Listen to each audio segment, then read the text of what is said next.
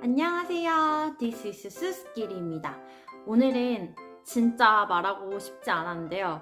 처음으로 말하는 저의 일본 회사 생활 이야기를 여러분들에게 공유하려고 이렇게 정말 큰 마음을 먹고 동영상을 만듭니다. 제가 사실 이 동영상을 만들기까지 진짜 수많은 고민을 했어요.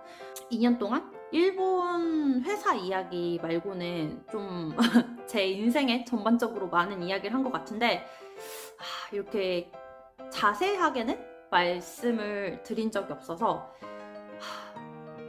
정말 큰 용기를 내서 말하게 되었습니다.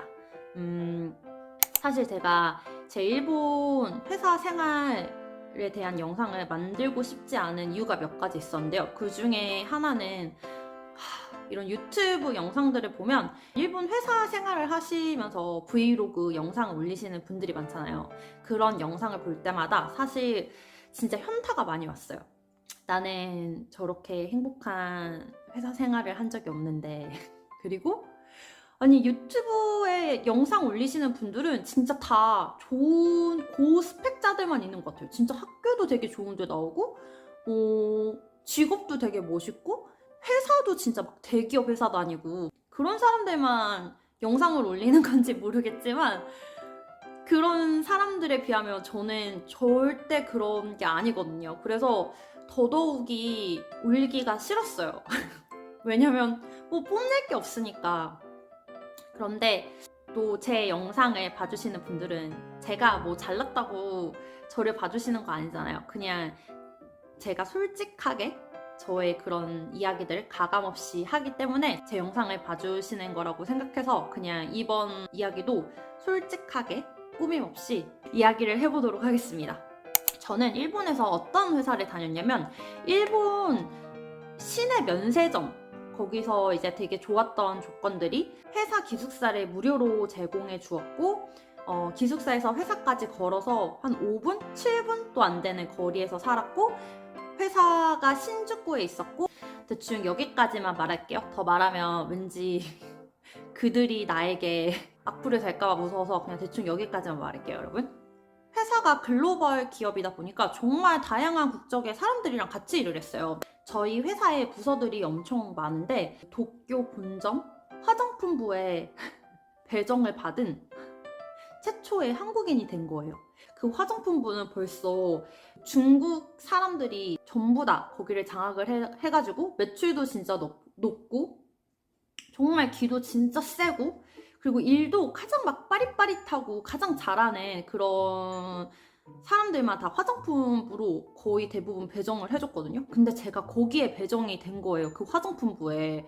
저희 부서에 가장 우두머리인 사람이 저를 진짜 완전 싫어하는 거예요. 왜냐면 성향이 진짜 안 맞아. 저는 혼나거나 막 지적을 받아도 그 앞에서 사과를 해요. 정말 정중하게. 스미마셍, 혼또니 고멘나사이 막 이렇게 말을 하는데 이제 그렇게 사과가 끝나면 끝이잖아요. 그래서 저는 뒤 돌아서가지고 밥 먹을 때도 웃으면서 밥 먹고 농담도 막 회사 직원들이랑 잘 하고 막 이랬는데 그 꼴이 보기가 싫은 거예요. 어떻게 쟤는 내가 그렇게 혼을 냈는데 아무렇지 않게 웃으면서 회사 생활을 할 수가 있냐고. 지금까지 그 우두머리한테 혼났던 모든 사람들은 다 막 그 자리에서 울고 막 무서워가지고 벌벌벌 떨면서 밥도 막 진짜 조용히 막 먹고 막 하루 종일 우울해 있다가 막 가는 그런 경우가 정말 많은데 저만 아무렇지 않게 밥도 잘 먹고 회사 끝날 때도 수고하셨습니다. 안녕히 계세요 하고 막 가고 이러니까 그 사람으로서는 그게 진짜 황당한 거예요. 근데 저는 반대로 그거를 가지고 또 트집을 잡는 그 사람이 저한테는 이해가 안 가는 거예요. 전에 뭐 저만 그렇게 괴롭히면 상관이 없는데 우리 부서 사람들한테 점점 제가 싫은 점, 제가 나쁜 점들을 계속 이야기하고 다니니까 저희 부서들은 그 우두머리 상사 이야기를 잘 들어야 되잖아요. 어찌됐든 간에 이거는 회사 생활이니까. 그래서 그 상사가 출근을 하면 저한테 말을 안 거는 거예요. 그리고 같이 일을 할 때 그 상사가 출근을 하면 제 앞에서 다 중국어를 쓰는 거예요. 그리고 아무도 저한테 말을 안 걸어요. 눈치를 보면서. 그래서 처음에는 뭐지? 이랬는데 이런 게 한두 번 계속 되면서 제가 퇴사하는 그날까지 이게 반복됐거든요. 저도 그냥 그 상사가 출근하는 날에는 저희 부서 직원들이랑 말을 안 섞었어요. 그런데 그 상사가 출근 안 하면 진짜 완전 언니 막 이러면서 인사하고 사담 떨 때도 언니 막 그랬어 막 어쨌어 하면서 진짜 막 재밌게 잘 지냈는데 그 상사만 출근하면 저를 완전히 없는 사람 취급을 하는 거예요. 그런 일들의 연속이어서 중국어를 너무 많이 들어서 제가 중국어를 기동량으로 무슨 말을 하는지 다 알게 된 거예요. 그 이후로부터는 제 앞에서 야야야야 제 중국어 다 이해하니까 다른 말로 말해. 그러면서 중국어를 갑자기 자기들 그 지역에 있는 지역 사투리로 말을 하면서 제가 못 알아듣게끔 그런 적도 있었어요. 제 옆에서. 저는 몰랐는데 저만 빼고 우리 부서 모든 사람들이 그룹 채팅을 매일매일 하면서 서로의 그런 정보를 교환하면서 그렇게 지냈더라고요. 저는 그게 있는지도 몰랐어요. 제가 이걸 어떻게 알았냐면 그 파견 사원이 저희 부서에서 오랫동안 일을 했는데 그만둔다고 해서 내가 야 그러면 너 그만두는데 같이 밥 먹으러 가자 이렇게 말을 했더니 걔가 갑자기 언니 나 벌써 우리 부서 사람들이랑 밥 다 먹었어. 나도 우리 부서인데 벌써 밥을 다 먹었다고? 우리 저번 주에 벌써 다 밥 다 먹고 송별 파티 했어 이러는 거예요. 와, 나 진짜 너무 황당해가지고 그때 처음 알았어요. 나를 뺀 메신저가 따로 있었고 나를 제외하고는 항상 일 끝나면 밥 먹으러 가거나 회식하러 가거나 한다는 사실을 그때 처음 알았어요. 저는 우리 부서에 회식이 없는 줄 알았어요. 왜냐면 끝나면 그냥 다 집에 가. 그래서 워라벨 짱이다. 우리 부서에는 회식도 없구나. 진짜 좋다 하고 막 이러고 맨날 칼퇴하고 이랬었는데 우리 부서에 회식이 있다는 거예요. 그거를 입사 3년 차 되는 날 처음 알았어요. 우리 부서에 회식이 있고 나만 뺀 우리 부서에 채팅방에 있다는 사실을 그때 처음 알았어요. 또 갑자기 빡치는 사건이 하나가 생각났어. 물건을 다루는 일을 하시는 분들은 다 아시겠지만 재고 조사를 해야 되잖아요. 재고 조사. 제가 담당하고 있는 샴푸가 한 개 없어진 거야. 그래서 저희는 재고가 없어지면 전부 다 뒤져가지고 찾아야 되거든요. 근데 이게 당연한 거잖아요. 재고가 없으면 왜 없어졌는지에 대해서 이유를 밝혀야 되잖아요.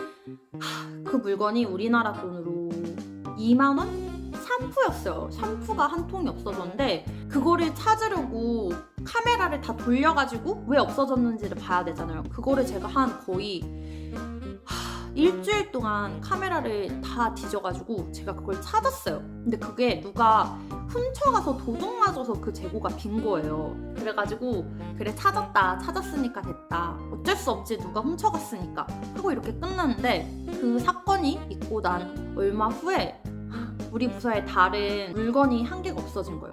근데 그 물건이 값이 거의 20만 원 하는 화장품이었어요.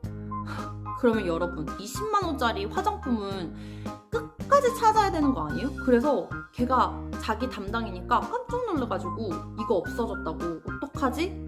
했는데 우리가 이거 진짜 큰일 난 거 아니냐고 찾아야 되는 거 아니야? 이랬더니 자기가 그 상사한테 보고를 하겠대요. 그래서 내가 빨리 가서 보고하라고 그랬는데 보고를 하고 걔가 딱 오는데 나한테 하는 말이 그거 안 찾아도 된대 이렇게 말하는 거예요. 그때 진짜 너무 어이가 없어가지고 아니 내가 담당하는 물건은 하나라도 없어지면 진짜 나를 들들 볶고 어떻게 해서든지 끝까지 찾아라고 했으면서 다른 사람 물건 없어지니까 그렇게 아무렇지 않은 듯이 그거 안 찾아도 돼. 나중에 재고조사할 때 그냥 샘플 처리 이렇게 하면 돼.